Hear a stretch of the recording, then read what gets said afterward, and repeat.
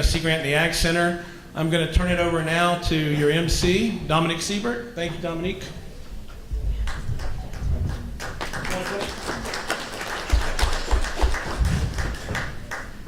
Good afternoon, everyone. I would want to thank everyone for coming to our 2018 Louisiana Fisheries Forward Summit.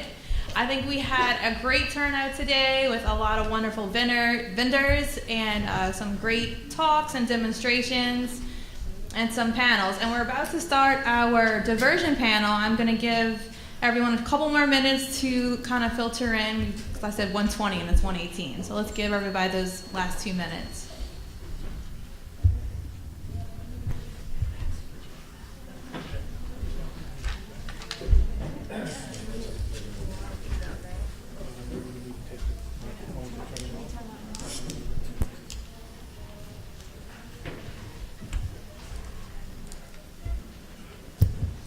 Once again, guys, if you are a commercial fisherman, a charter captain, our docks and processors, go ahead, raise your hand, and we'll get you guys a clicker. We have 2 people walking around with the champagne baskets, looking like Vanna White over here.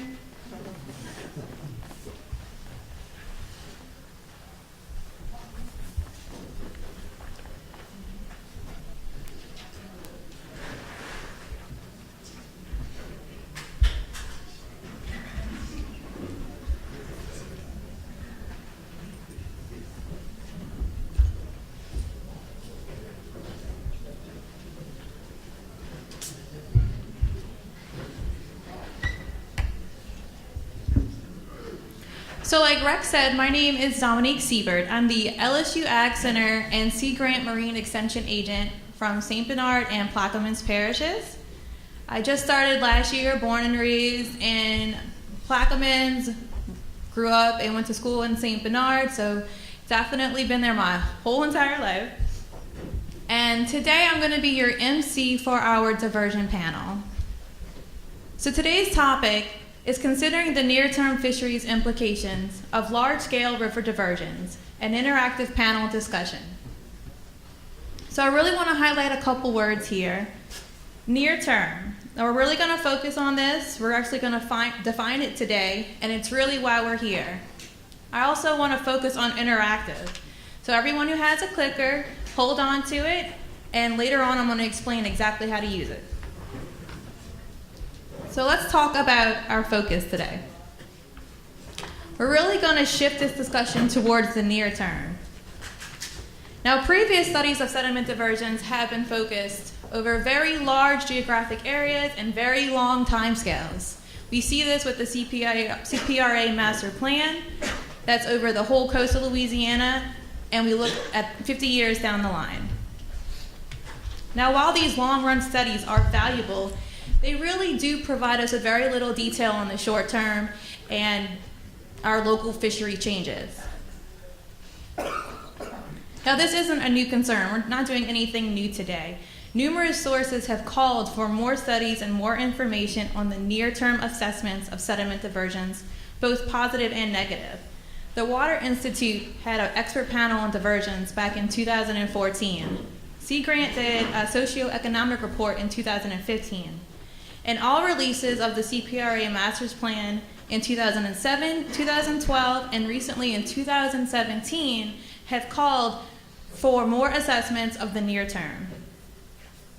So let's talk about our format for today.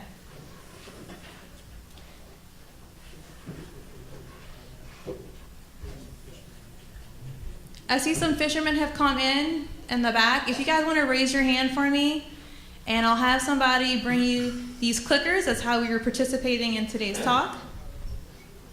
Go ahead, raise your hand. Any commercial fishermen, docks and processors, or charter captains that just wandered in the back?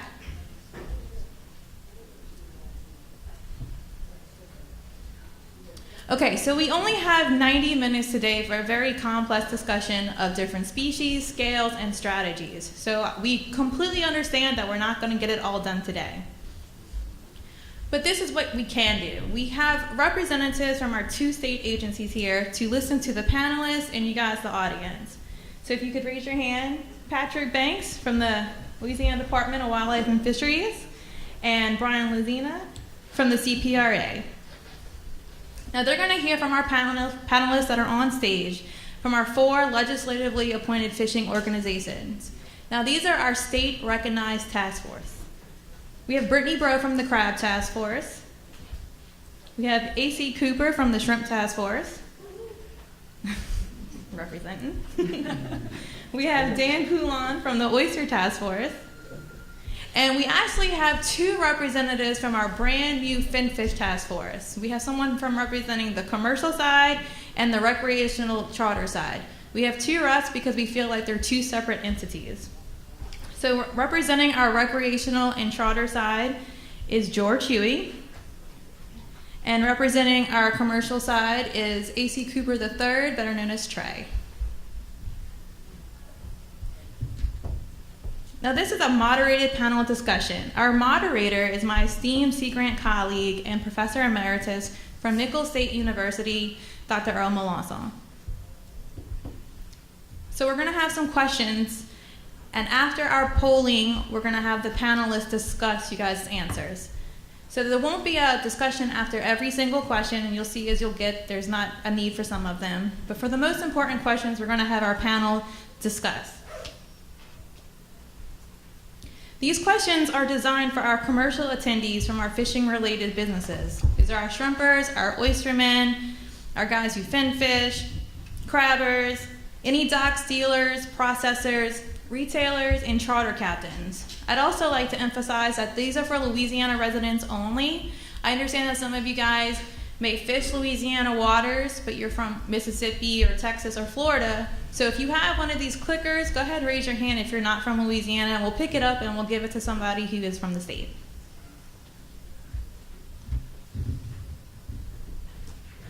So we're gonna run through some practice questions to get you guys really familiar with these clickers. I'm sure this looks really weird, kind of like a calculator, like what is this in my hand? So when we do the voting, we're only gonna use the letters on the clickers. There's letters and numbers, but we're only gonna use the letters today. You know your vote has counted when you see the little light up on it. Now there are some questions where you can only select one answer. If you decide to change your mind, you can select a different answer before the polling is closed, and I will let you know before the polling is closed. There are also some questions where you can select more than one answer. You're going to want to select the ones that are most important and apply to you and your fisheries. For anyone who doesn't have a clicker, we do have some extra paper sheets that are going around that follow along the same line as our questioning, and you can participate that way. All right, you guys ready to practice? Yeah. Also, you'll notice when I click on the questions, you'll see a small picture pop up. When that picture pops up, that means you can start voting, all right? Our first question. How far did you travel to get here today? This is gonna be one where you can choose just one answer. Did you less than 25 miles? You live right around the corner. 25 to 50 miles if you're coming from the Delacroix Hopedale area. 51 to 75 miles. 76 to 100 if you came from Venice or Grand Isle, or more than 100 where you're super appreciative of you traveling from the west side of the state. I see a lot of answers rolling in. And one of the great things about this polling system is that you guys will see your answers live on the screen.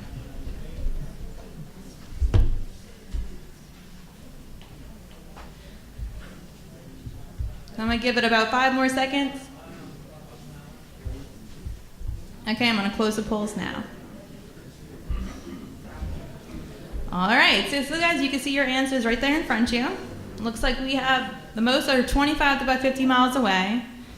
We have the next is people living pretty close. And we have some people who traveled really far to get here. I really appreciate you guys coming today.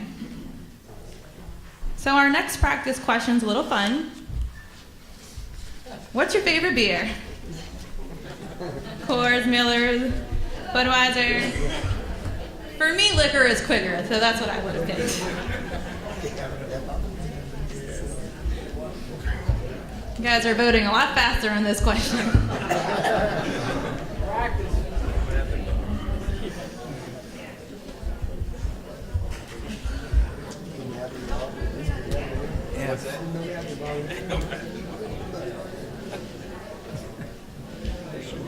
I'll give it about 5 more seconds.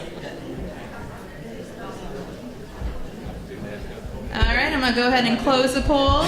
And what's our fabulous winner today? Ooh, Budweiser is the winner. A close second is that you don't drink beer.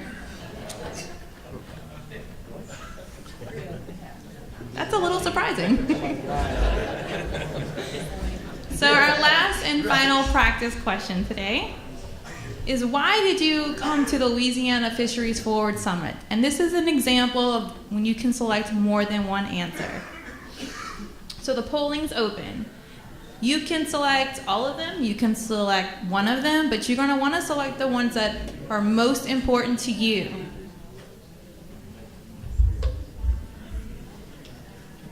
If you just came for the free admission and lunch, no one's gonna fault you.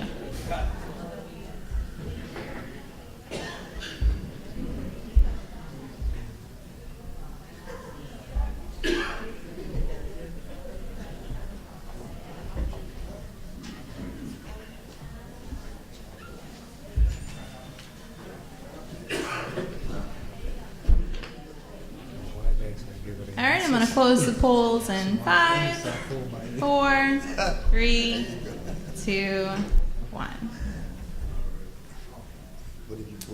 All right, so a lot of you guys came to get the latest fishing information. That's really exciting to hear, because we do put a lot of effort into our vendors and choosing things that we know would apply to you guys. Close second, no surprise there, the diversion panel. And we're about to get into the nitty-gritty meat questions and why everyone came here today.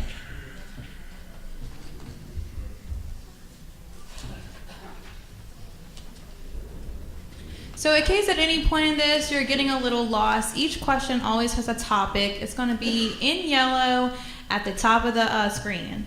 So if in case you don't really know what we're talking about, go ahead and refer to that yellow topic, and that way it'll help you kind of follow along better. So let's get an idea of who's here. What business category best describes your commercial operations? Are you a commercial fisherman, a dock buyer, seafood processor, seafood retailer, or charter captain? And if you feel like you don't fall under any of these categories, go ahead and select other.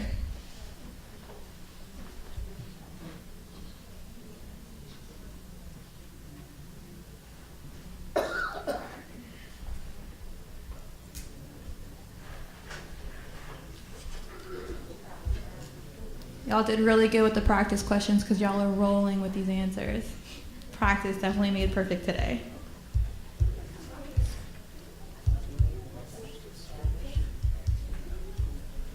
I'm gonna give it about 5 more seconds.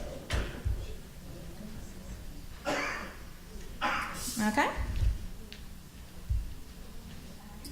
Wow, 78% commercial fishermen. That is awesome. That is very encouraging, guys. I want to give you guys a little applause. Yeah. I'm glad you guys come out and participate in our summit. I'm so happy to see everyone who's here. We do have some charter captains here. We also have some seafood retailers and processors, and I feel like we have a really good, diverse group. So what fishy category accounts for most of your commercial operations? This is another one where you only select one answer. Is it shrimp, oysters, crabs, fin fish, or you feel like you don't fall under any of these categories? Yeah. Do you want them to give it an answer? I understand that some of you guys may do more than one thing. You may shrimp and then crab on the side, or you may do some fishing and also go out for oysters, but we want what accounts for most of your commercial operations. Okay, I'm going to close the polls in 5, 4, 3, 2. And 58% of you guys are shrimpers. We also have about 19% of oystermen here, 13% crabbers, 9% finfish, and the 3% not applicable. I don't know what you do, but see me after.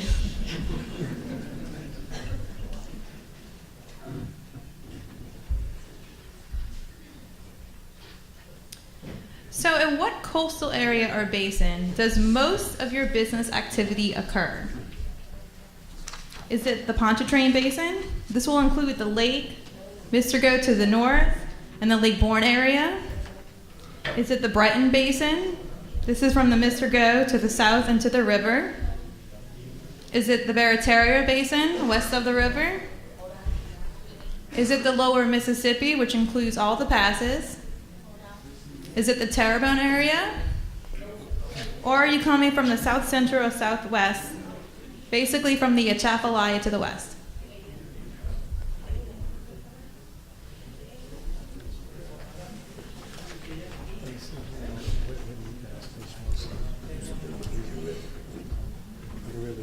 Once again, this is going to be one where you choose one only, and this is going to be where most of your business activity occurs.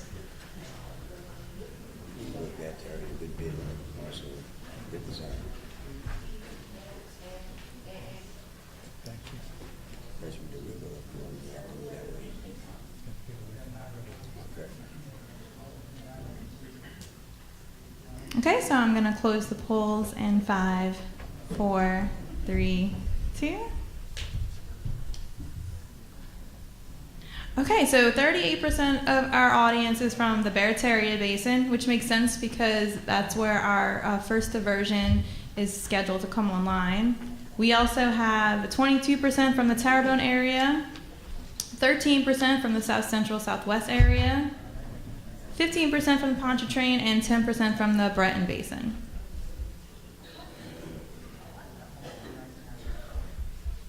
So now let's get to the discussion of near term. So what do you think is the best time frame for understanding the near term ecological and economic impacts of a diversion project on your business in your primary area? How quickly will it affect your business plan? What time scale do you think is economically important to you and your business? Do you feel it's 1 to 5 years, at the 10-year mark, at the 20-year mark, or at the 50-year mark? If you happen to have a paper copy, you'll notice that this question is the next question, so go ahead and skip down to answer it, and we'll skip back up to the concern question.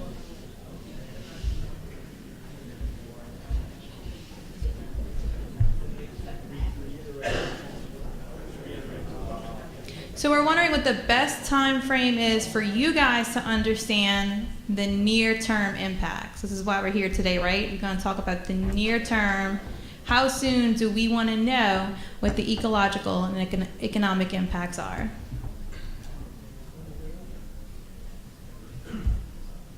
Okay, so I'm going to close the polls in 5, 4, 3, 2. I know you guys are enjoying my countdown. To be expected, 1 to 5 years is our winner at 81%. We also have a few people at the 10-year mark at 14%, 1% at the 20-year mark, and 4% at the 50-year mark.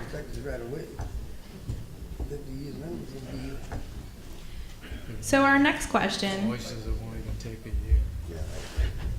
is concern. How important is it to you to address the near-term ecological and economic impacts of a diversion on fisheries in your primary area?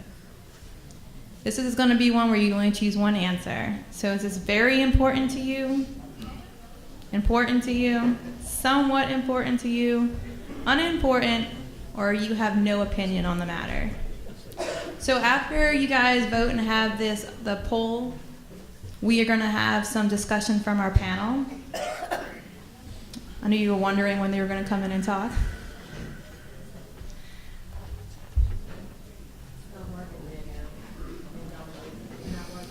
Go ahead and hit somebody said their light wasn't lighting up. If your light isn't lighting up, go ahead and vote again. If your light isn't lighting up, we will replace it with a clicker with the light does light up.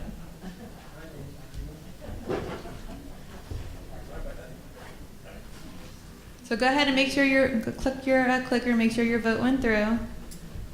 Once again, is it very important to you? Is it important to you, somewhat important to you, unimportant, or you have no opinion on the near-term ecological and economic impacts? Okay, I'm going to go ahead and close the poll. 5, 4, 3, 2. Very, 98% very important. At this time, we're going to hear from our panelists. Earl? You missed one. Thank you, Dominique. What we're going to ask the panelists to do is to speak in terms of their fishery that they're representing, and to speak from their experiences, and of course speak from their heart. And we decided to put these two questions together because we needed to understand how important, but also from what time frame. And most of you did vote within the 5 years. So one basic question that I'm just going to open up to the panel, and I'll ask any panelists to discuss based on your fishery. Why the short term? What makes short term so important to you relative to other times? Because the coast does, you know, when we speak of coast, we have to build land, and land does take time to build. But yet you're speaking in terms of 1 to 5 years or 10 years for the majority of the people, and you say it's very important. Can I ask one of you to, or some of you to speak about that? Dan? Yeah, be glad to. Dan Coulon is representing the oyster industry. Thank you, Earl. I'd like everyone to know that although I'm up here representing the oyster industry, that I've done just about everything that you guys are doing now, whether you're crabbing or fishing or shrimping or oystering. It's just that I chose oystering to be the major thing that I do. So my heart is with the oyster industry, but also with everything that you do. Having said that, when it comes to the diversion, I would like you to know very simple, a couple of simple facts. Number one, you can't raise our seafood in river water. And secondly, I think we have to insist on a cleaner environment. And if we can do those things, then I think we've made some major strides. In addition to that, we hear a lot of talk about restoration, but I'm interested in protection. Protection for my home, my community, and for my business. So with those things in mind, maybe we can discuss it further, and I'll be happy to answer any questions you might have. I have been dealing with the fact of freshwater intrusion into our estuaries since 1987. I have a letter written to the Corps of Engineers from that time. So this is an ongoing battle. We really want to invite everyone, and this is the time that you need to step up and participate in this challenge that we have. I'm not going to use the term battle, but it's a challenge that we have to tell our story, to present our industry as a unified force, and let these politicians know that we're walking in water to get to our houses. When our boats are tied up to the dock, we're not going to like it. Thank you, Mr. Chairman. Anyone want to follow up? AC is representing the Shrimp Task Force. Well, we're talking about 1 to 5 years. You know, the first year is going to make a big difference. You know, I live on the low end of Plaquemine, and we deal with the river all the time. And when you start talking about putting diversions above the river, well, I live on the end of the river. When river's up at this time of the year is when they can be running the most. It's the highest. You know, we get this spring rise where, you know, it pushes everything out. So if I'm on the lower end of the river and I have to run the Barrett area or I have to run the Black Bay, we're talking about putting the diversion right where I have to go. So now, if I don't have a vessel that I can stay on and run this distance, then I can't make a living. Then it affects my business tremendously. So where do I go from here now? I can't work the lower end of the river. I can't work the upper part of Black Bay or Barrett area. So where do you want me to go? You know, we keep talking about mitigation, that is, and what are you going to do with the people you put out of business? Minimal, they keep saying, minimal. I have yet seen how they're going to take care of the fishermen that's going to be really affected by this. Just like he said, our fisheries is saltwater fisheries. It cannot sustain itself in fresh water. So then what we do? Do we try to find another job? I'm 60 years old. Where do I find another job? Where does these guys find another job? What do we do if we do find another job? This is something that the state has to look at. This is something that's going to be serious. It's not something I'm pulling on top of my head. This is serious business you're talking about. You know, we're a big industry, a $1.3 billion industry. Batteria is one of the prime places for brown trout. The prime estuary. We have problems with epoxy right now with our dead zone.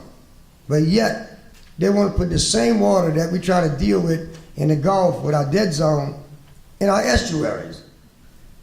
So what do we do now? How do we, you know, it's hard for me to tell you exactly how I feel because now you're taking my way of life. You know, that's my career, so what I did my whole life, never a job in my life. You talking about putting families completely out of business, which depended on this for generation after generation. It's time the state stops and take a good look at it. Let's not do diversion, let's do settlement. Let's start pumping mud. We got all these passes that's full of mud. They're unbelievable the area that we can make with these passes, with the settlement in these passes.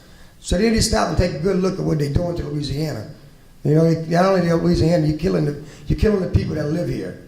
You're killing communities, and that's what's going to happen. The low end of Plaquemine Parish is going to die. The feet, they don't tell them what's going to happen. So they need to take a good hard look at what they're about to do to us, and take a hold of it. Thank you, AC.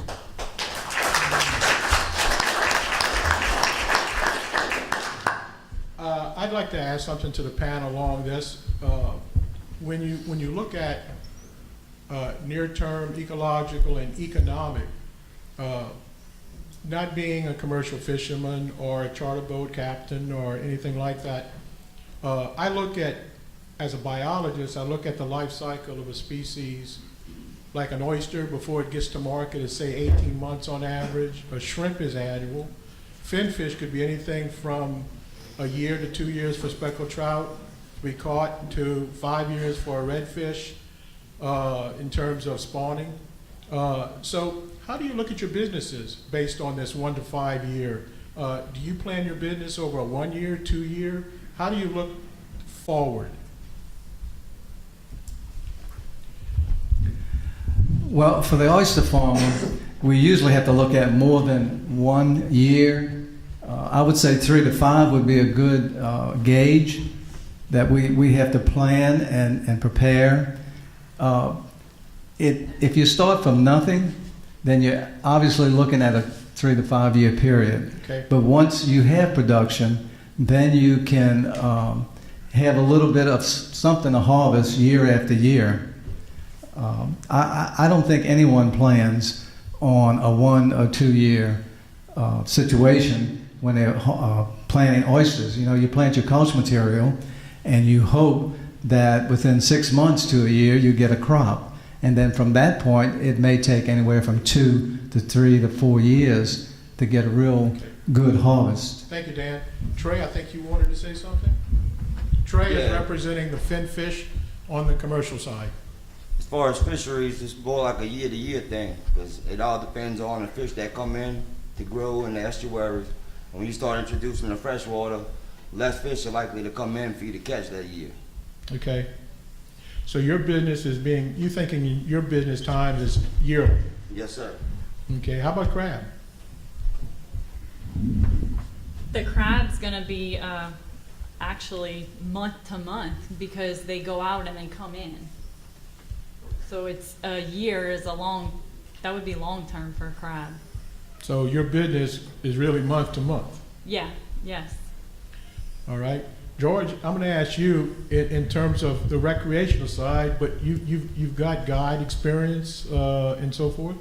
Yes, sir. I think a lot of times the recreational side, or people would think the recreational side would have a different perspective on this, but I think we're all in the same boat. Now, as far as planning, it's like any other business. I think we plan 1, 2, 3 years out, no more than that. But we have the same issues, the same questions as to what more fresh water into the Barataria Basin will do to the sport fish that are there. And of course, they're all dependent upon the fish that you go after. So we'll be in the same boat. It'll be, we are commercials in the sense that we create commerce and we serve a recreational base. But it's going to impact us as well. All right, thank you. Any other comments from the panel? Okay. And please remember, we are asking the two agency representatives to listen right now, and they will have the opportunity to speak at the end. Also, some questions may have very little discussion. Other questions may have significant discussion. And at any given time, if I, not being disrespectful to any of the panel members, we have to progress through the questions. So at any given time, if I say we need to move on, it's going to be time for the next question. But I've also instructed each panel member that if you have something that you feel is extremely important, just tell me to shut up and we will wait and we'll hear it. Now, I hear Donald Duck in the audience. Donald Duck does not get any say-so today. So I'm going to turn it back over to Dominique so that we can move to the next question. Thank you.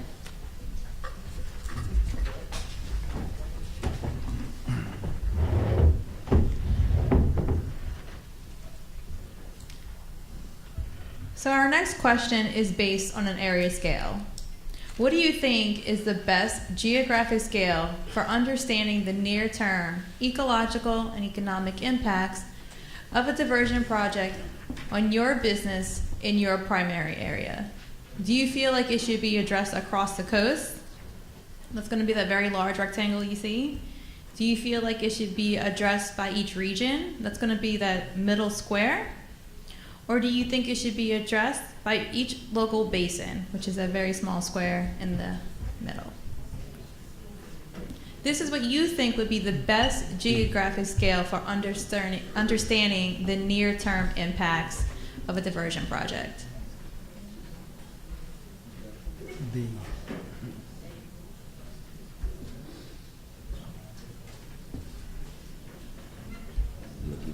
See a lot of votes pouring in. Once again, is it A, across the coast, across our whole coast of Louisiana? Is it B, by region? Or C, by your local basin? The best geographic scale for you to understand near-term impacts. Okay, so I'm going to go ahead and close the poll in 5, 4, 3, 2. So this was a pretty tight one. We have 42% that feel like it should be addressed by your local basin, 35% by region, and 23% across the coast. So I'm going to turn it over to Earl so our panel can discuss.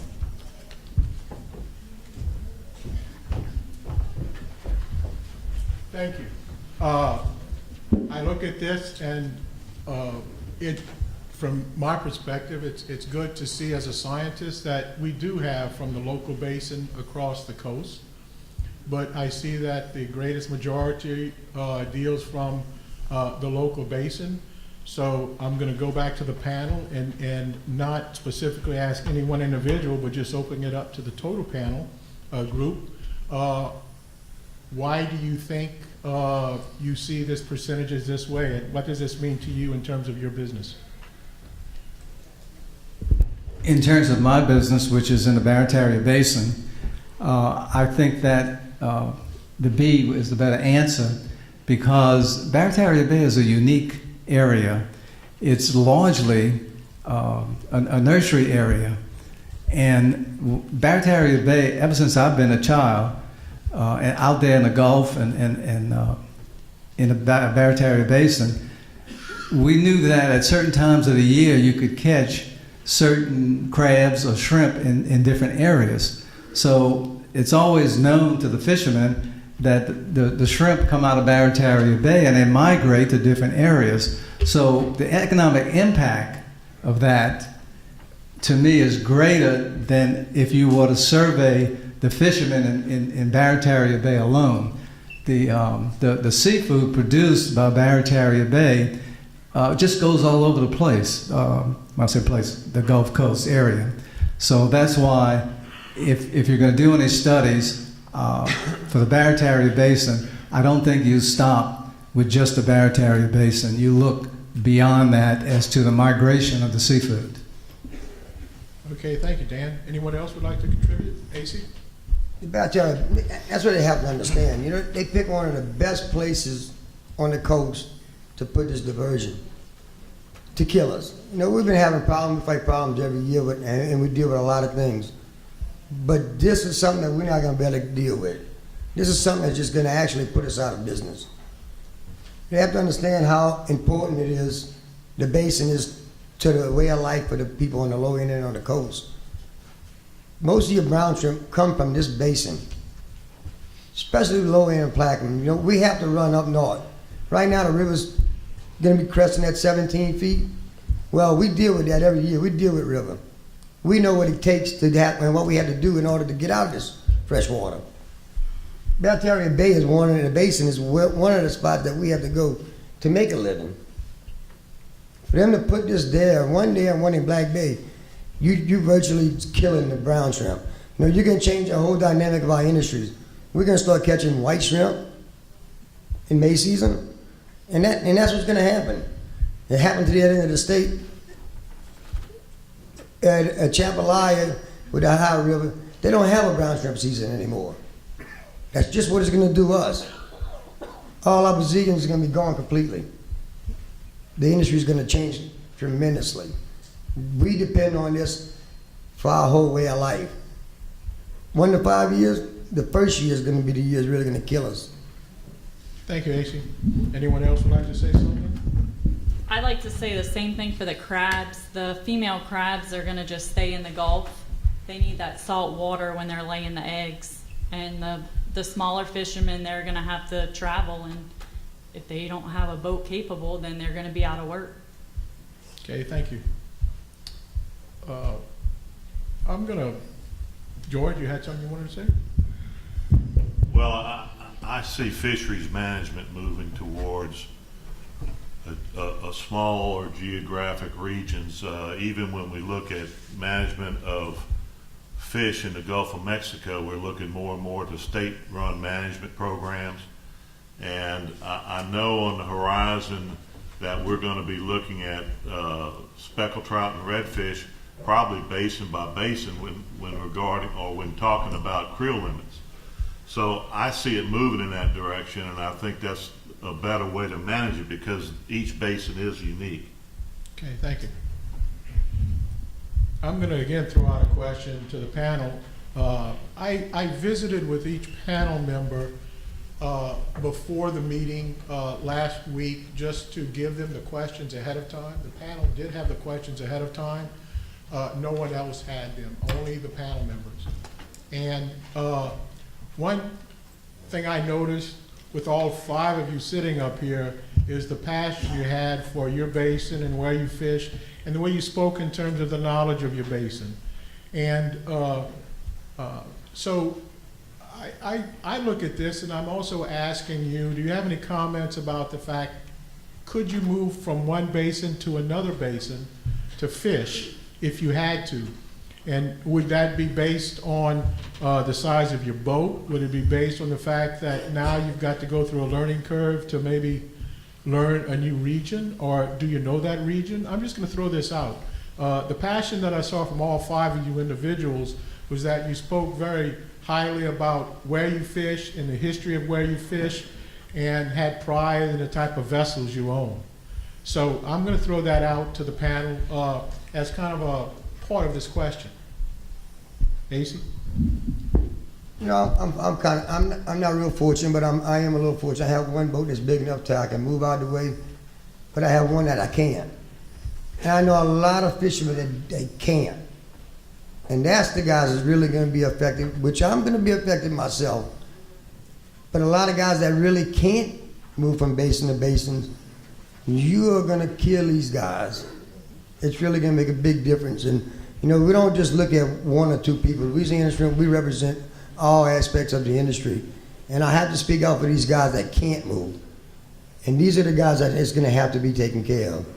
You know, I'm fortunate I have one big enough that I can move a little bit, and I can't go too far, but one I can't at all. So that one there is going to be completely out of the picture. Or change my way of life and change the way I live at. And I'm not ready to move. I'm not ready to move at all. So the guys that can't do it, yes, it's going to be very serious for these guys. Go ahead, Brittany, with crab. I think everybody in here knows that fishermen are very territorial, and when it comes to crab traps, you have to leave that in the water. So you're gonna push all these guys out the basin, and they're gonna throw crab traps on another fisherman, and they feel like they own that water, and then you got cages getting cut, and people losing thousands of dollars of equipment. They go back, so now they can't fish where they normally would fish at, and they lose everything. So it's not a good idea. Okay.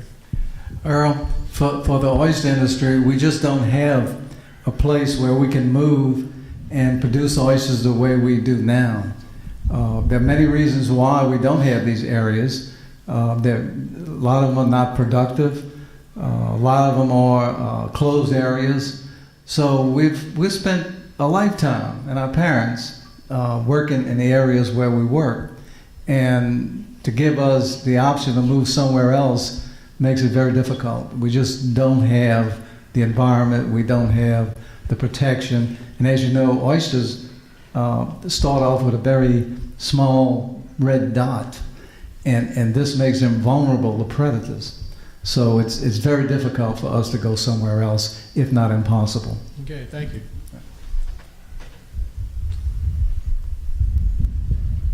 Yeah, for some fishermen, they could. And the younger ones like myself would relocate or travel further. But a lot of the older fishermen, they can't do that. Their roots been there for so long, they're not gonna move. And then you're pushing us into other people's territory, and you start overfishing in other places, the people who do end up moving. And then you got more people trying to catch the same fish in other places. Because there's going to be a lot of people that's going to have to be relocated or, find new fishing grounds. Okay. Mr. Chair, one of the things about our industry, like I'm hearing these other guys say, is that we spent a lifetime developing good neighbor relations. The fishing industry, as you all know, is a family-oriented industry.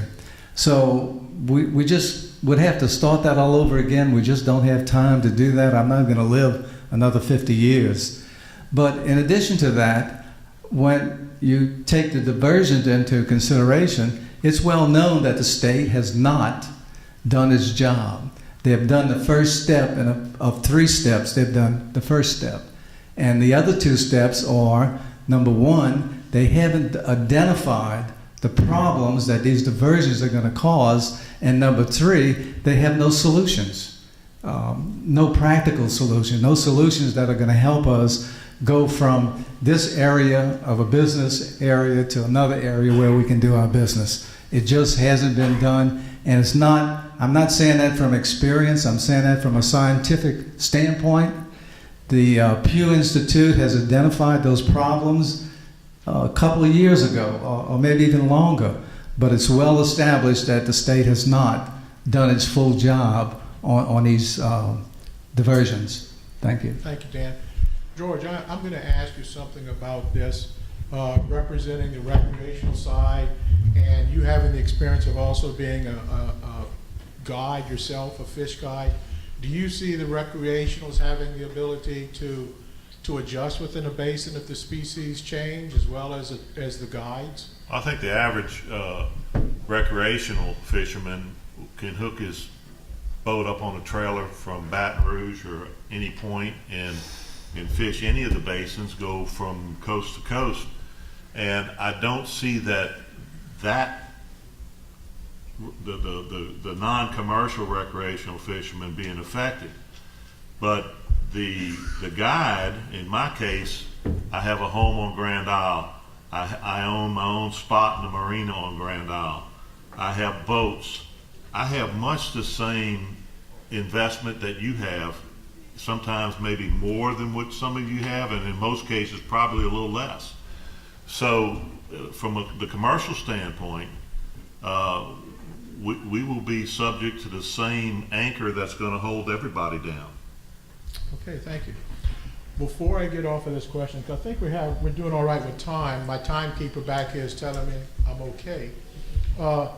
I'm curious about the 23% that say across the whole coast, which we understand the importance of saving our coast as best we can, and diversion to build land. Can anybody kind of give me an idea of why do you think that 23% of the audience, which is made up of 98% commercial fishermen, would also vote for across the coast?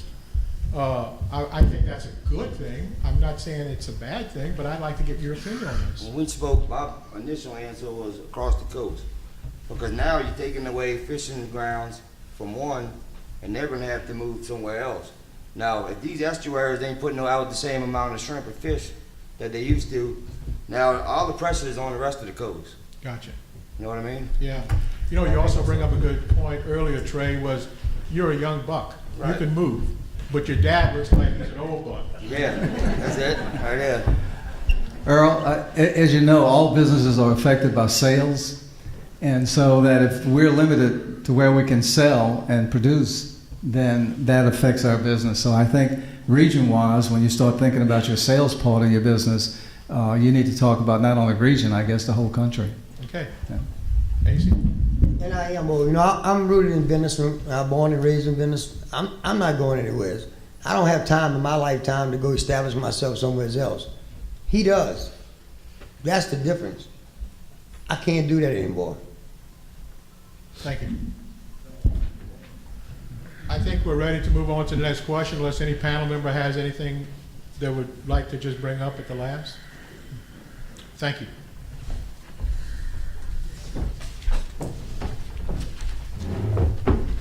So now we're going to shift our discussion to our impact factors. So what factors do you think are most important for understanding the near-term impacts of a large diversion project on your business? This is one of those questions where you're going to select all that apply. Now remember, I want you to select the ones that are most important to you and your business. Do you think it's the flow rate, how much water is coming through the structure, the time of year that it's running, salinity, water temperature, water depth, sediment load, or nutrient load, the nutrients coming from the Mississippi River? So what do you think are the most important factors for understanding these near-term impacts? So go ahead and select all that apply.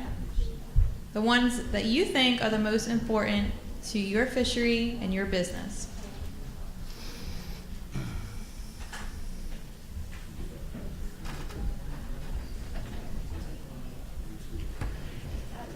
Once again, is that flow rate, the time of year, salinity, water temperature, water depth, sediment load, or nutrient load?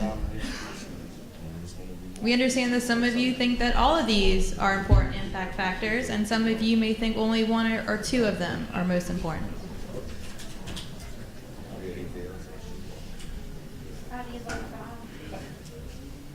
If you need to vote for more than one, just select each letter you think that applies.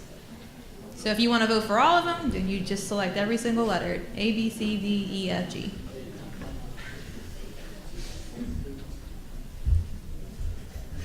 Okay, I'm going to give you about 5 more seconds. All right, I'm going to go ahead and close the poll.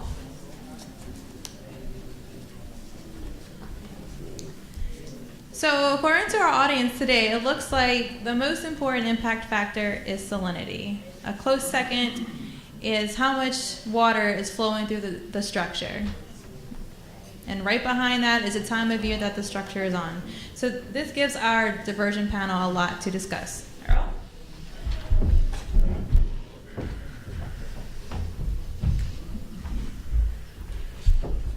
Thank you. Well, you had a lot to choose from here, and obviously some of you chose more than one. Obviously, everyone had some importance to you. So I'm gonna just open this up to the panel and let it fly. Whoever wants to go first. Well, time of the year means a lot because right now, spring of the year, we're getting the spring rise. Our shrimp are coming in at this point in time. You open it up now, when the shrimp are trying to come in, they're not gonna come. So time of year has a big effect on when we're gonna do this. And you know you're gonna do it on high river, at the peak of the river, at the peak of the time when the settlement's coming. So that is gonna be a deeply concern of mine because how are the shrimp gonna come in fresh water whenever they're saltwater species? This is gonna be a big problem for us because we know you're gonna run it, gonna be 17 feet. You're gonna have fresh water pouring in everywhere right now.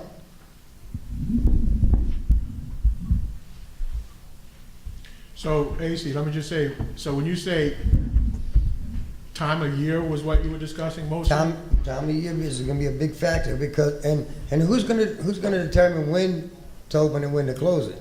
That is gonna be another factor that factors in. Okay. Anyone else? Dan? As you know, every one of those mentioned affects the oyster industry. So I'm going to go right down the line. Kind of figured you would, Dan. The flow rate.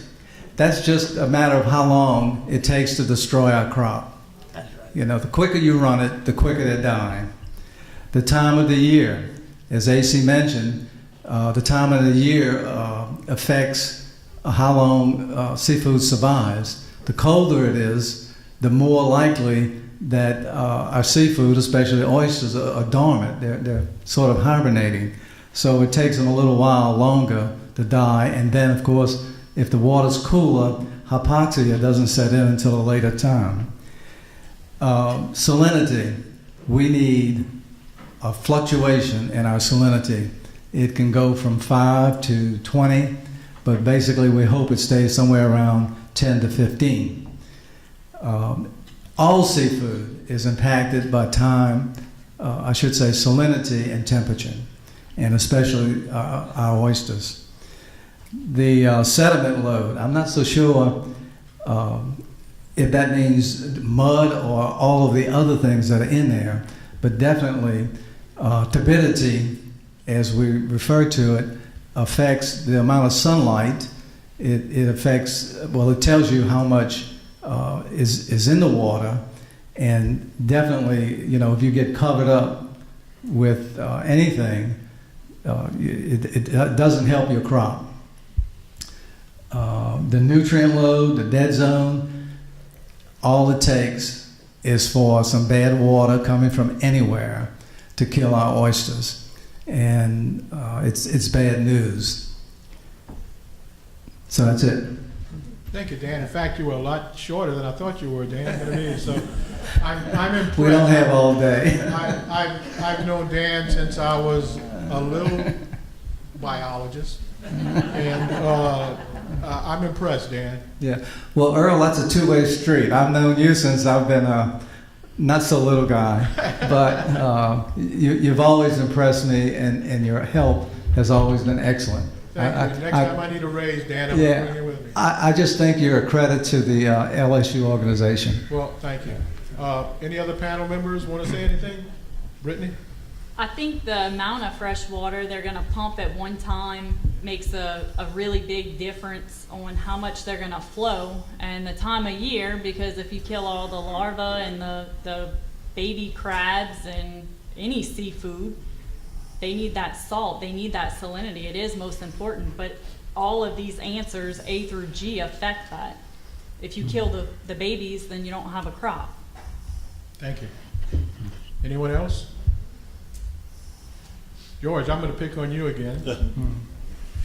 As a recreational fisherman, what environmental factors do you look at other than wind when it's time to go fishing? Well, I'm looking at tides. I'm looking at the moon, I keep saying, if Noah was here with his ark, we'd all be getting on the same boat. And it's just my concern is, the freshness of Barataria Bay and the ability of the. I know if we didn't take the water and put it into the bay, it would come out the Mississippi and it would distribute like it does now. But I'm worried about also is the ability of that fresh water to hang around the coast and not be taken away by the loop current and other currents, and whether it has even a further impact and affects the near shore fishing areas. The nightmare scenario, I guess, for me is a nutrient load. If we have hypoxia and just lose everything all at one time, it's really scary. There's a lot of scary scenarios, but I'm not in my mind convinced that everything about the diversion is bad. Yeah. Like a lot of my brothers here and sisters. I'm anxious to hear Patrick and CPRA tell us some things that may be on the upside. Okay, thank you. Anyone else on the panel? I'm going to close it then, and I'm going to turn it back over to Ms. Dominique.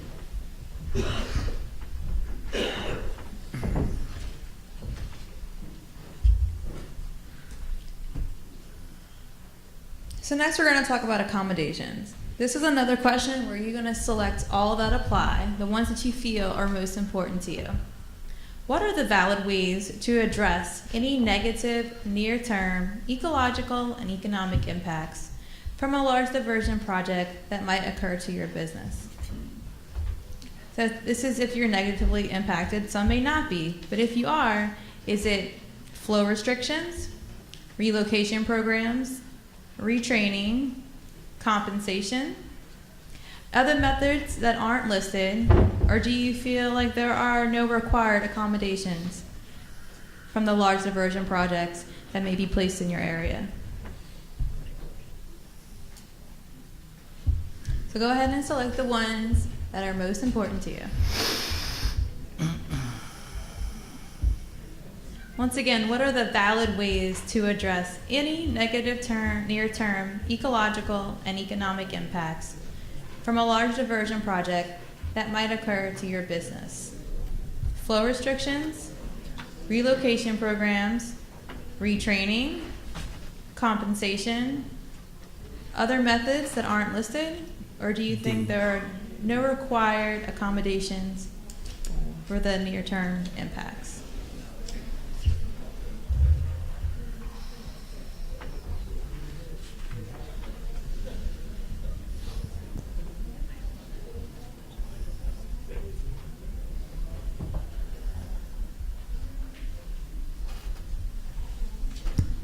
All right, so I'm going to close the polls in 5, 4, 3, 2. I'm going slow because I see some coming in. 1. So 34% of you believe that compensation was the most important, followed by flow restrictions and relocation programs. I'll turn it over to Earl.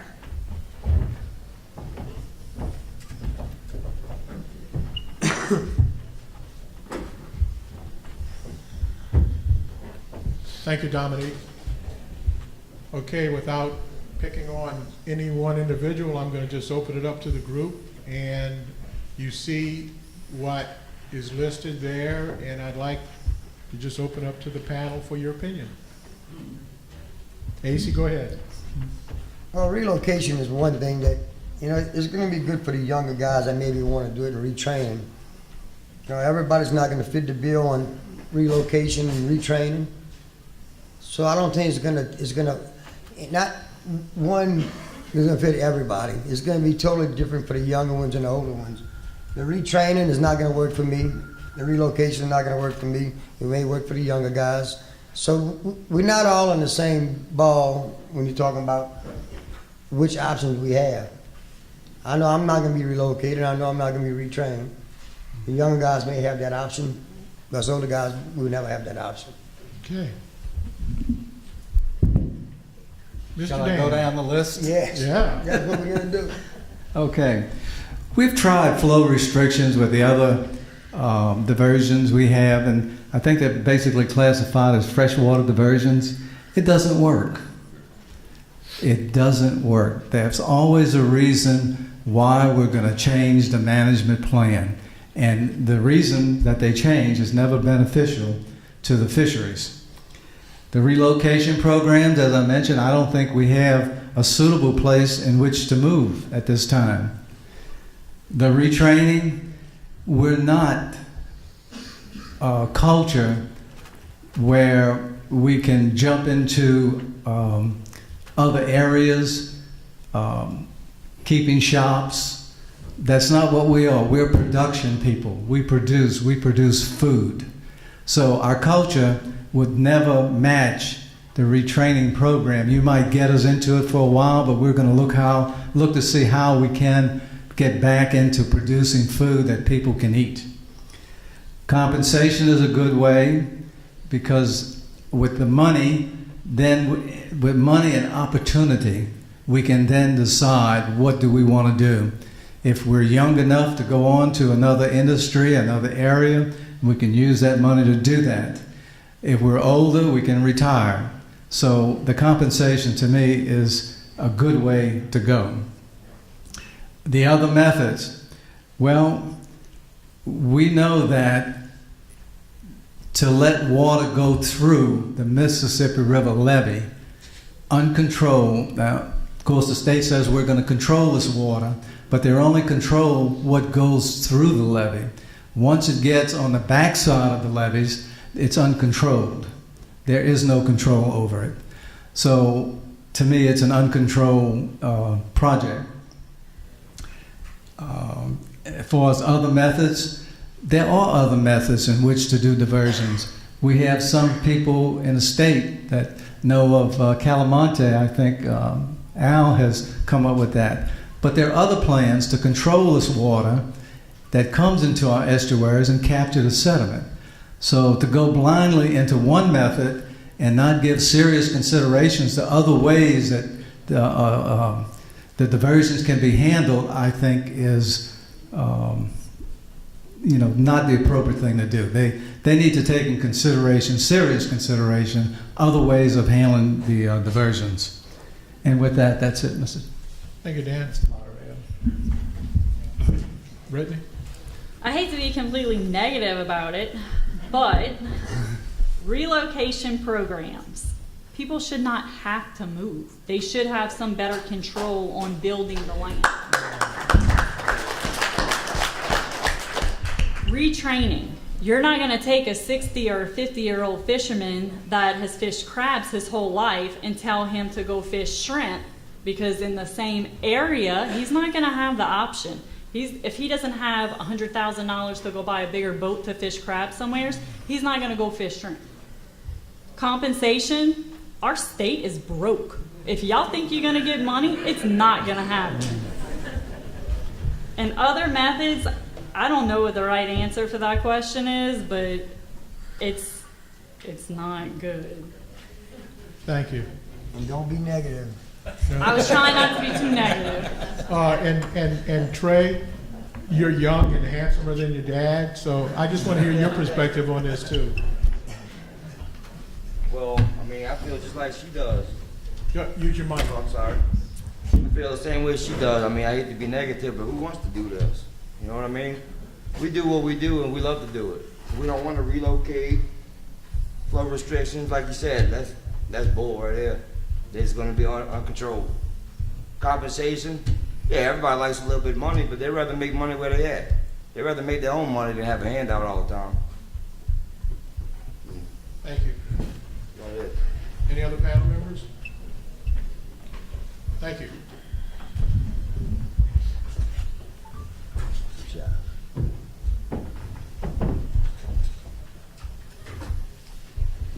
So we're going to shift our focus to adaptation, and this might be a little controversial for our panel members based on what they just said. So if a large diversion is built close to your area, I plan to what? You're going to choose only one for this answer. Are you going to continue what you're doing now? Are you going to travel farther to fish? Are you going to relocate your business altogether? Are you going to pursue a new species? Are you going to find a new line of work, go from fishing to farming? Or is there an option we haven't listed here? So remember, you're only going to choose one. So what do you plan to do if these diversions come online? Whether it be the Barataria Basin or the F. Breton Basin. F. Shh, not yet, Dan.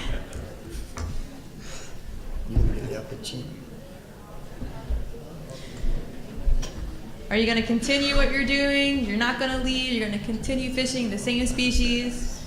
Are you going to travel farther to fish? Are you going to relocate your whole business? Pursue a new species? Find a whole new line of work? Or other?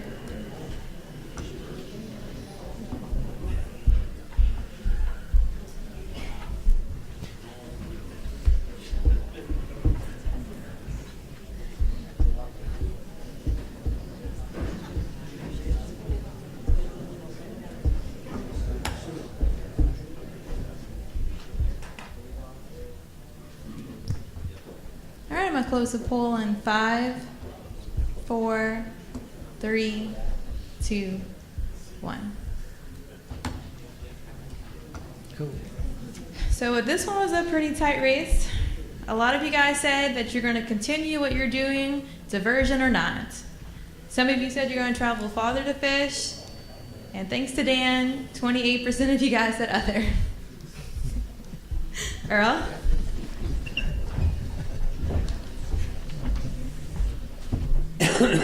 Dan, did you open your mouth? A little bit. My wife asked me to help her with the answers, so we've been working pretty good together. Well, thank you, Lieutenant Dan. As usual, good family teamwork. Good teamwork, Dan. I'm just going to open it to the panel again. Anyone who would like to chime in, please do so. Brittany, you go first. I think this question would have been better if it would have said when, not if, because it's going to happen. We're all in this room because it's going to happen. And all these fishermen here fish because that's what they love to do. They're not going to go become a farmer. It's not going to happen. And it goes back to traveling with fishing. That's going to cause conflict amongst fishermen. And relocate my business, that's telling these people that they have to move. Thank you. Dan? Oh, AC? Okay. Well, I'm gonna tell you, we're gonna continue doing what we're doing. That's what we're gonna do. That's what we're here for. That's what we've been doing our whole life. And I don't see us changing that way of life. You know, a way of life, once you do it and it's in your blood, it's not gonna change. So you can do what you want. You can put your diversions. You can kill us. It's gonna be a slow death like cancer. You know, we're just gonna keep doing it until we can't do it anymore. Dan? A lot of the oystermen could have continue doing what they're doing because the diversions have already put a significant number of us out of business. So if one more diversion comes along, we'll just be out of business that much more, from 0 to -0. But the thing about oyster farming and shrimping and crabbing, it's part of our life. It's what we do. It's who we are. And I'm sure a lot of people are going to do it no matter what. But why do we have to do that in the state of Louisiana? Why doesn't the state do things to protect us? The oyster industry is an example of an industry that has unlimited possibilities. The more you invest, the more you can get out. And it's beyond me to understand how they could just neglect the fisheries. And it's just, for so little of investment, you can get such a tremendous return. I will never understand that. Thank you. Thank you, Dan. Anyone else? George? Yeah, well, so many of the guides around the state really came from the commercial trades. they got off the water, off their shrimp boats or other commercial entities, and wanted to be in a position where they could work a little bit less, although it's a very tough business. But I don't know that the guides really will go in another direction. I just think we end up folding up. And in my case, I'm near retirement, but I just think it'll be a drastic reduction in the guide business. Thank you. Dan? Mr. Moderator, we hear these word retirement, and George reminded me of how I feel. I'm 75 years old. I just can't bring myself to wrap my mind around this term retirement. It's like I would give up something very valuable and precious to me. So retirement is just not an option for some of us. Thank you. Casey? You know what? You hear the government come online and say, put $1 million or $2 million into 1,000 jobs. Well, just the shrimping industry is 15,000 jobs with a $1.3 billion industry. But yet, when something goes wrong, we the ones that take the burden on it. We're about 10% of the state's revenue. You take that out of the budget. You think you got problems in Baton Rouge now, you take us out, you see which problems you're gonna have. But you hear this all the time where they're gonna put $1 million, $2 million into the plant to help 1,000, to recoup 1,000 jobs. But look how many jobs you're about to throw away. How many families you're about to kill. Look how much revenue the state is about to lose. But yet, they still shove it down your throat. I don't know what they're thinking. They sure don't think about jobs when they're talking about 15,000 jobs. That's just the shrimp industry. It's not talking about the crabbers. It's not talking about the oyster fishermen. We're talking about a lot of revenue for the state of Louisiana. You take this tax base out, and you're going to see what the state's going to have. You think they got problems now? Take us out of the picture. George, I'm going to come back to you for just one moment. As being with the recreational, how do you look at this question? And if you were a marina operator, how would you look at this question and respond, maybe, if you, from a fictitious point of view? Well, they're anchored down as well. On Grand Island, Venice, wherever I go, these are old family establishments. And they mostly rely on recreational fishermen. If people don't come, they're not making any money. And I just don't see them staying around long. Now, somewhere in me, there's a glimmer of hope that there's a way that this thing will work out with a reasonable outcome. I'm hopeful of that. I'm hoping we can come to that.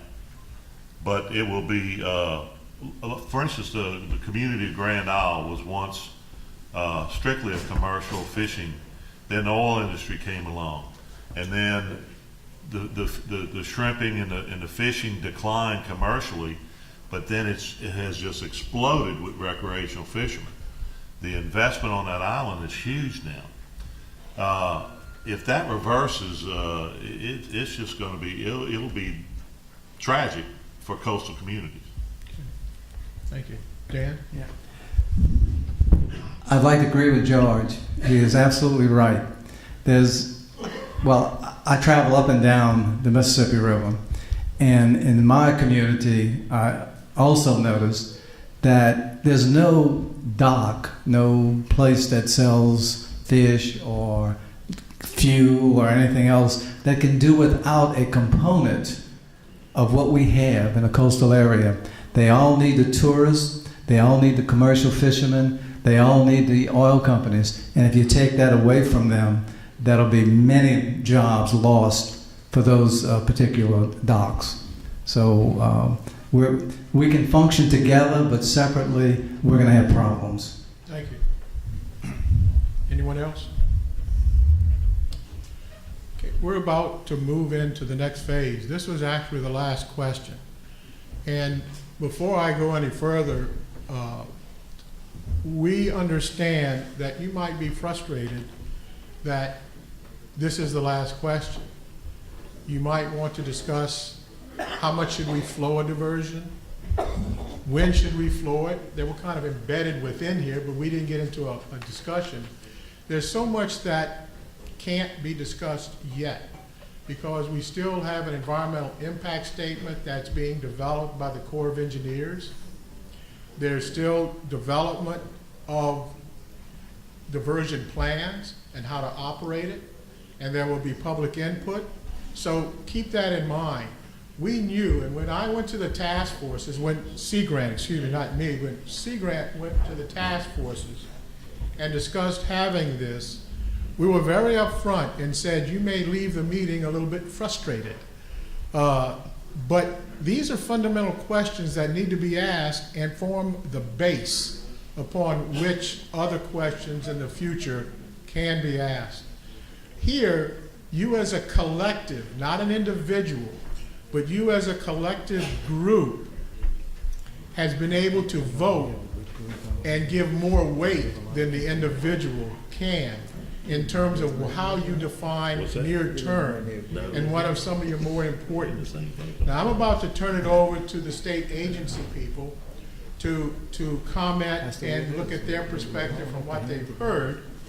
And I'm going to also break though after that by format just a little to let the panel know that we're very appreciative for what you've said today and just to participate. So I'm going to give each panel member, if they want it, a minute or two, any kind of closing remarks you may have. If you don't, just stay there and be silent. But I'm going to first turn it over to Patrick Banks with Wildlife and Fisheries. And from there, I'll turn it over to Brian Lazina. Patrick? Thank you, Earl, and thank you, Dominique, and thanks to you panel members for providing the information that you did. Thanks to the audience for participating today, and certainly for enjoying the Fisheries Forward Summit. I want to commend Sea Grant for doing a great job with Fisheries Forward over the last several years, and I appreciate you guys being a partner with us on this.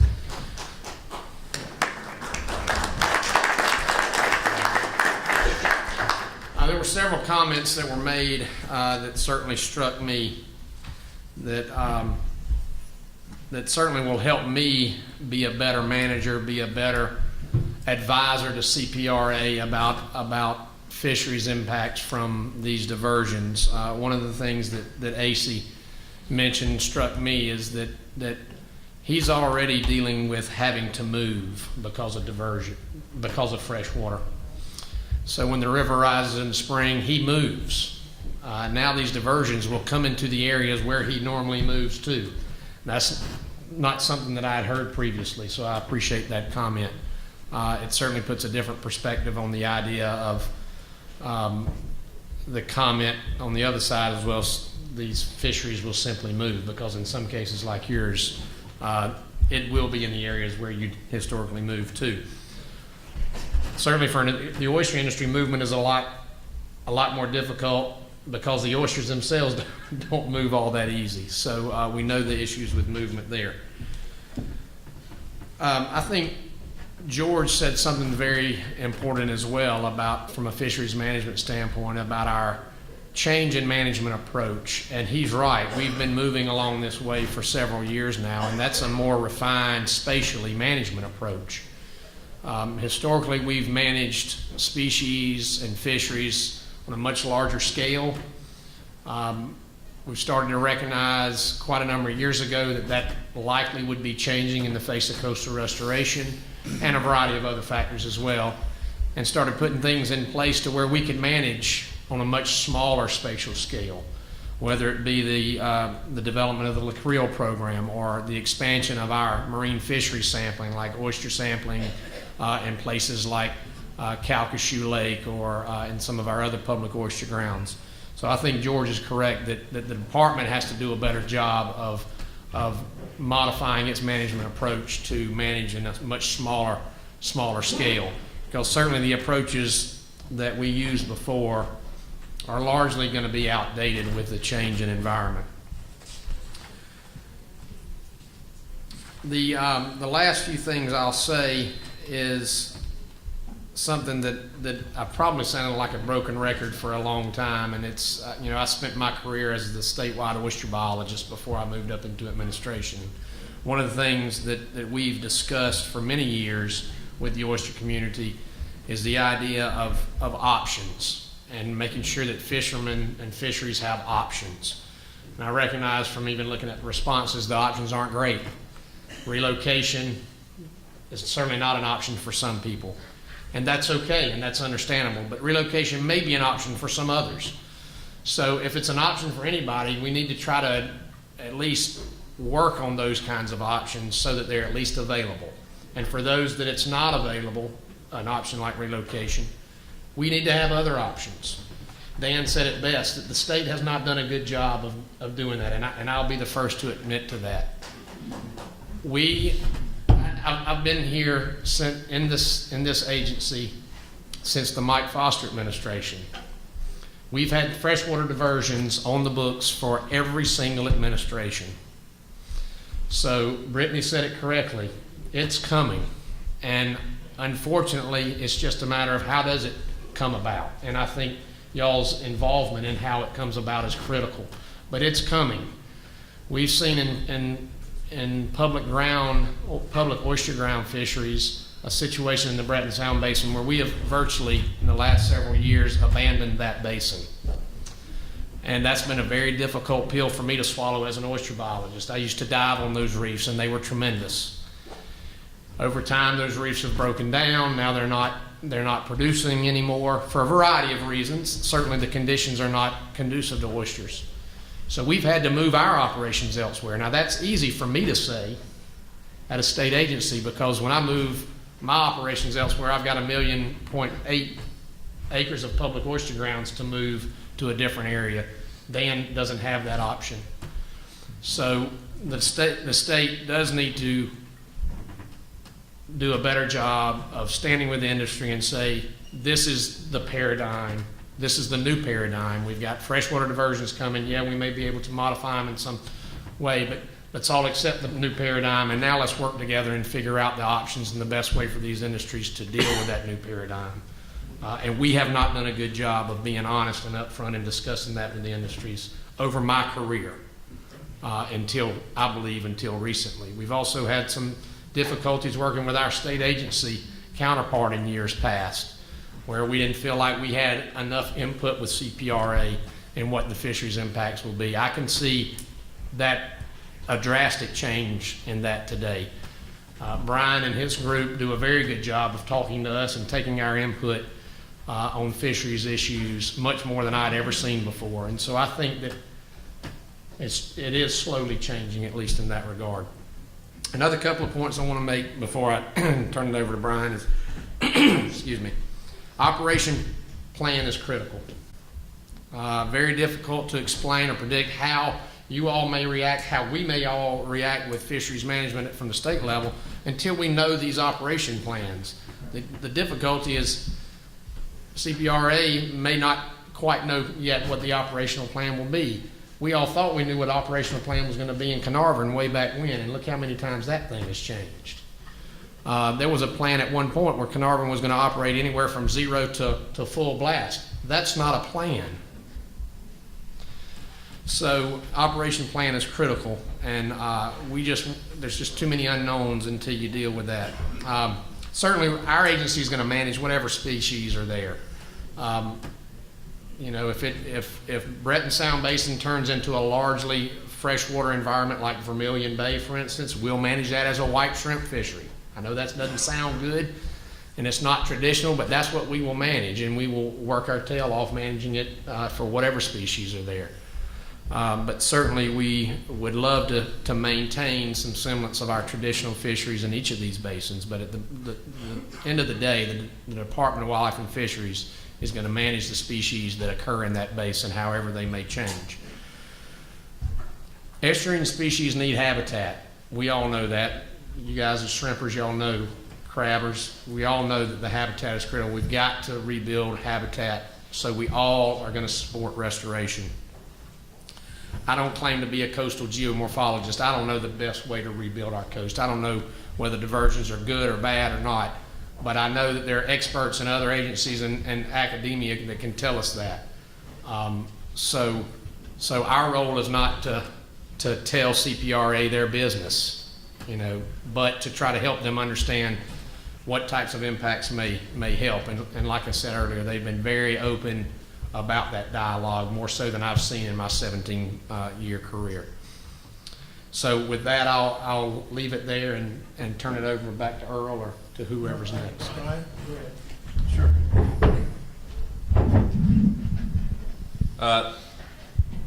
Thank you, Patrick. Thank you, panel. Again, Brian Lazina with the Coastal Protection and Restoration Authority. Appreciate the comments. I think a lot of you know me, and I've had a chance to interact with you in the past. I do want to say and express how, and those of you who know my background, how humbling it is to sit here in front of everybody and sort of discuss these topics, and they're very near and dear to me. With that, though, I do represent the agency that's charged with building, sustaining, maintaining this way of life that we have, the total way of life on the statewide plan. So I will say these diversions, in this particular case, Mid-Barataria sediment diversion, is a keystone of that plan. It's not the only item. This is a diversion in conjunction with a lot of marsh creation. I know we've discussed that a lot. It is one of those tools in the toolbox that we feel strongly we have to use what we've got to try and hold some semblance of what coastal Louisiana looks like to those of us that were raised there. But I did want to hit on some few points in here and hopefully address some of the things the panelists had, because we all know what a serious topic it is. And I will say, I just want to echo something that Patrick said. I've been with CPRA about 3 years. Those of you who know me, I spent 11 years with the Department of Wildlife and Fisheries and Marine Fisheries Division there. Those folks that stop you on your boats and take samples and ask you what you were catching, been there, done that on it.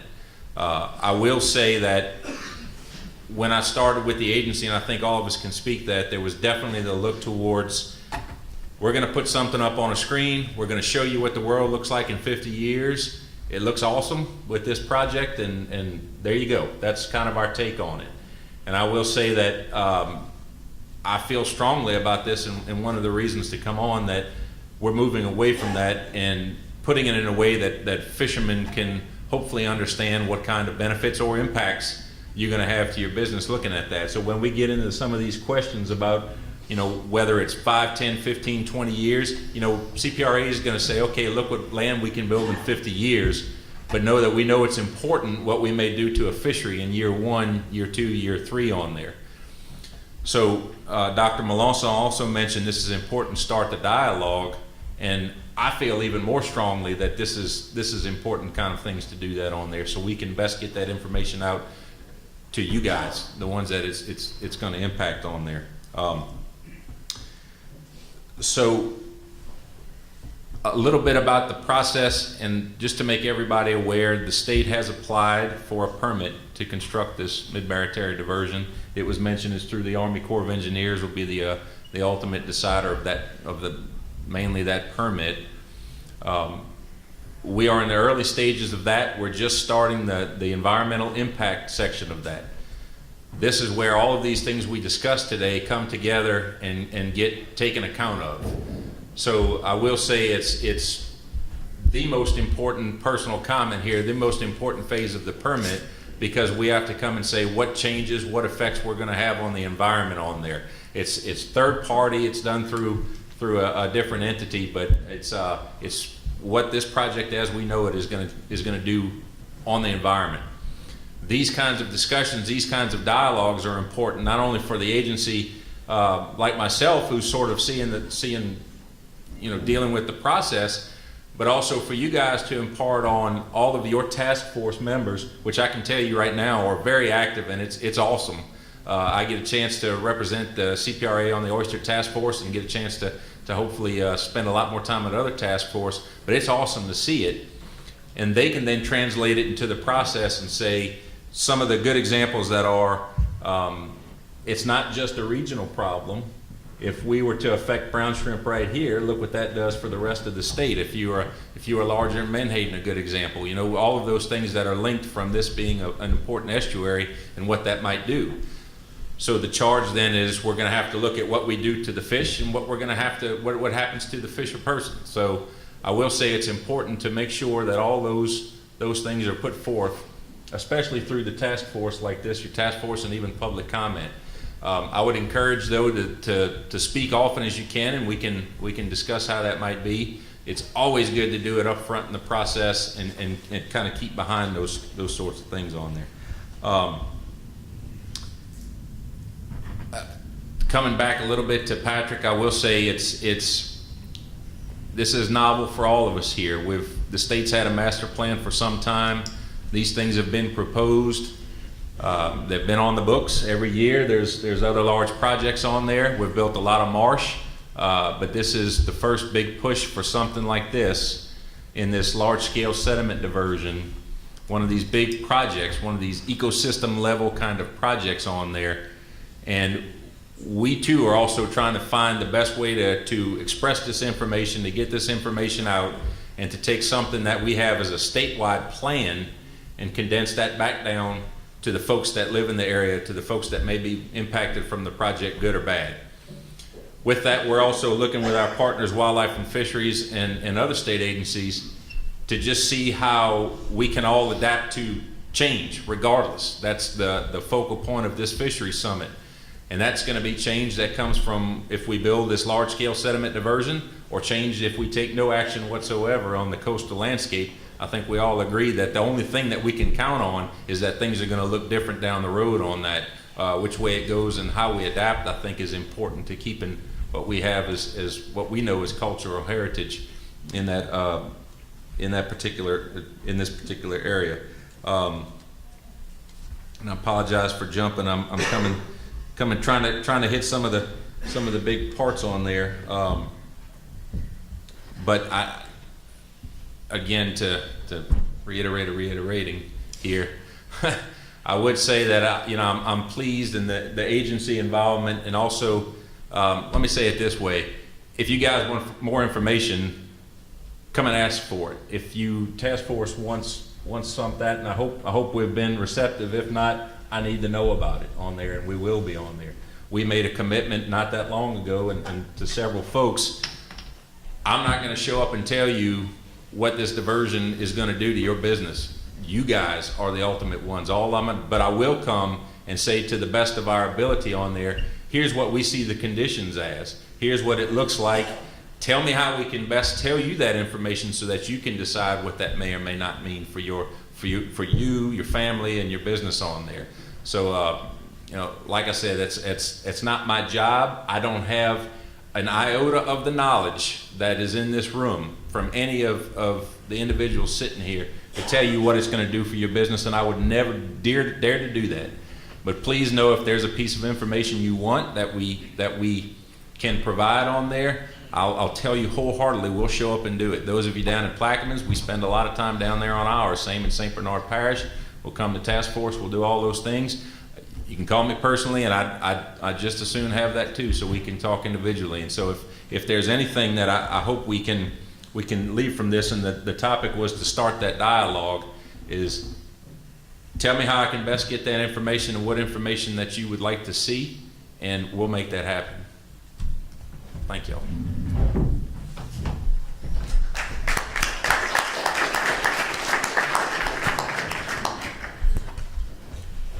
Thank you, Brian. Thank you, Patrick. I'm going to turn it over to the panel if anyone wants to make a comment for 1 or 2 minutes, and then I'll have a few closing comments from there. So any panel member, do you have any closing comments you want to say? If no one speaks, that'll be fine, but if you do, now's your time. One or 2 minutes. Yes. I'm not gonna be that long. Earl, thank y'all for putting this on and the job that Louisiana Ag does for the fisheries. We know it means a lot. To open this dialogue and let them know how we feel and what's gonna happen to our industry is important, which we've been through it time and time again. This is not the first time that we went through it. I would just like to see the state take a good hard look at what's gonna happen to the real individual businesses and the families that they're gonna affect. That's really gonna be affected by these diversions, you know. Relocating is one thing, but it's not the option for everybody. We rooted in places that we're not gonna leave, and we're gonna continue doing what we're doing as we do it. If it's gonna be a slow death, then it's gonna be a slow death, and we're just gonna live through it. And hopefully we're old enough to where we can get Social Security and get through it. But I hope it just changes the fisheries and it doesn't just kill us. That can be the biggest hope that can come out of this. Is that instead of having a brown shrimp season, we just have more white shrimp season and two white shrimp seasons instead of a Brazilian season. And hopefully this is what comes out of it. You know, if you want to look at it negative and it takes everything away, well, you can do that too. But we're just gonna hope that it comes out for the better end for everybody in Louisiana. Thank you very much. Anyone else have a comment? Yes. Why am I not surprised, Dan? Why don't you come on? Well, what I'd like everyone to notice is that the people up here are speaking from their heart, and I know that in the heart of everyone out there, it's the same. It's our business. And I'd like you to know that for the oyster industry, we're not against restoration. We know that it's necessary. We just think that there not enough consideration to things that are important to the fisheries. I think there are a lot of things that need to be discussed and tweaked, so to speak. So we're just not against that. I know from working with my friends on the Oyster Task Force, they're concerned. They spend their money, they spend their time, and leave their families. And we spend a lot of time talking about this issue of diversion. We believe in coastal restoration. We would not want to do without it because we know that it's necessary. We know that a good mixture of land and water is what's going to make our industry really produce, you know. So we know that we can, there should be a formula that satisfies the fisheries and restores the coast. We just feel that we need to do more work on that. Thank you. Thank you. George, I think you had something? Sure. As a fisheries advocate and a fisheries activist for over 20 years, I've seen a lot of issues come and go. But the people who succeed in getting their goals accomplished and helping our fisheries are people who get out in front of the issue. And I'm going to tell you, I've always been impressed, whether it's from the red snapper fishermen in the Gulf or you guys in our basins. You guys are the real biologists of this world. Y'all really know what's happening. Consume as much information as you can to get out in front, because if you're not out in front, this thing's going to take its own course. The other thing is that we all need to involve ourselves or to grasp the facts and not necessarily our feelings. As Louisianians, we're very passionate about things, but don't let our feelings get in the way of facts. And let's arm ourselves with facts, and possibly we can have a successful outcome where all groups can get a better coast and a better fisheries. Thank you. Anyone else? One more thing. Sure, Dan.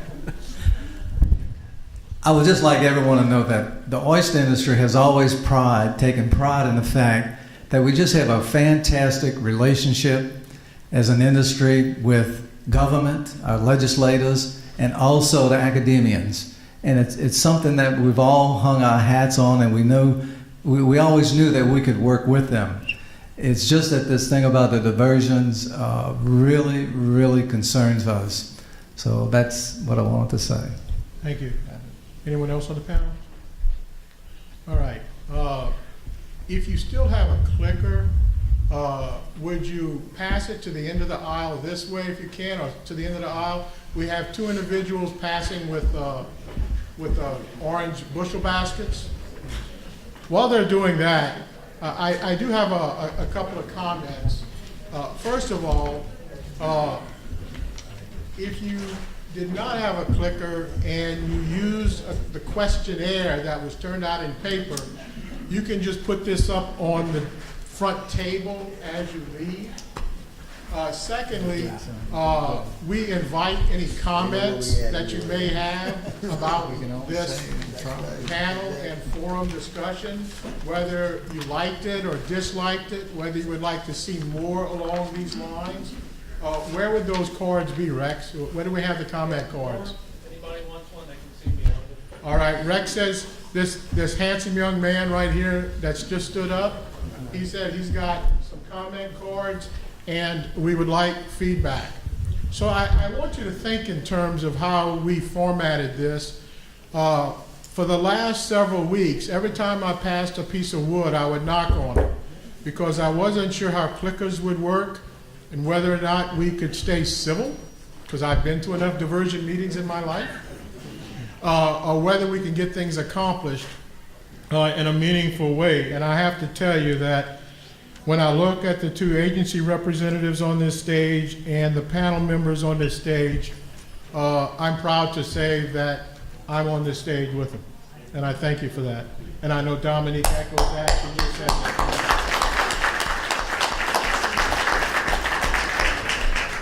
I want you to also know that Sea Grant, when we began to develop this panel and this forum discussion, we really toiled among ourselves as to how to do this in a representative way with the right representatives up here. And I want to acknowledge, without any individual organization in this state, we are quite aware that there are many very important other organizations, fishery type organizations, recreational type organizations in this state that have very important missions and very important opportunities to express your concerns on diversions or coastal restoration in general. But we had to do this in a practical way. We had to do this because we couldn't have a panel of 12 to 15 representatives up here across the state. That's just too much. So we did what we thought was only the most rational way to approach this for our first meeting like this. And that was to look at the 4 legislatively mandated and recognized task forces in the state representing our fisheries. And those are the representatives you have up here. But I don't want to leave this meeting, and Sea Grant as a whole doesn't want to leave this meeting with you in the audience not understanding that we recognize and are very appreciative of the work done by so many other organizations within this state. Having said that, let's see. Oh, we're going to take these answers that you collectively have put together, and we will develop a little 2 to 4, 5 page little report on this, a summary, with all of the comments made by the panelists and by the agency people. We will have this available whenever, type of thing, but as soon as we can. And we will submit this to each task force so that each task force can decide what they would like to do with this information, whether they would like to delve further into other aspects of these questions or generate other questions. And we will also, correct me if I'm wrong on this, Roy, can we also put the summary report either on the Sea Grant website or something like that? Oh, and certainly the Louisiana Fisheries Forward website? Or Sea Grant website? So we'll put it on the Sea Grant website, so it's there. And Dominique, do you have anything you'd like to add? I really want to thank everyone for coming out and showing up for the diversion panel and putting in your opinion. It really does matter to us. And I really wanted to thank everyone who participated on our panel today. Go ahead. I got one more comment after this. Go ahead. No, go ahead. You have nothing more to say? After you know. I'll just end on what I taught at Nicholls State for 38 years before I retired from there and had the great fortune to work with Louisiana Sea Grant now. I'll end then with what one of my professors said when I walked in my classroom for the very first time to lecture. He said, "Earl, always remember that the mind can only absorb as much as the butt can take in a certain type of seat. And I think we're probably reaching that point right now. So that's how I'm going to end with my philosophical question. I'll turn it back over to Dominique if she's got anything to add. Don't go anywhere, we're doing door prizes. Oh, yeah. We're doing the door prizes, stay in your seats.